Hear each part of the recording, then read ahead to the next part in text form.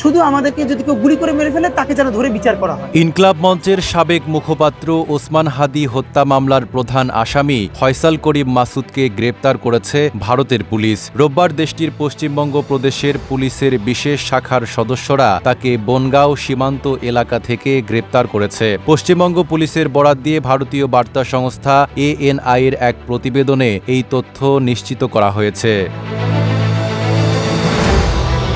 গত বছর 12 ডিসেম্বর দুপুর আনুমানিক 2:20 পল্টন থানার বক্স কালভার্ট রোডে হামলার শিকার হন শরীফ ওসমান হাদি।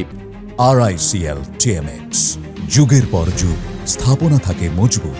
মতিঝিল মসজিদ থেকে জুমার নামাজ শেষে নির্বাচনী প্রচারণা চালিয়ে সোহরাওয়ার্দী উদ্যানের দিকে যাওয়ার পথে মোটর সাইকেলে আসা প্রধান আসামি ফয়সাল করিম মাসুদ রাহুল দাউদ ও তার সহযোগী হাদিকে লক্ষ্য করে চলন্ত অবস্থায় গুলি চালায়। গুরুতর আহত অবস্থায় তাকে প্রথমে ঢাকা মেডিকেল কলেজ হাসপাতালে এবং পরে এভারকেয়ার হাসপাতালে নেওয়া হয়। শারীরিক অবস্থার অবনতি ঘটলে 15 ডিসেম্বর তাকে সিঙ্গাপুরে পাঠানো হয়। সেখানে সিঙ্গাপুর জেনারেল হাসপাতালে চিকিৎসাধীন অবস্থায় 18 ডিসেম্বর রাত 9:45 তিনি মারা যান।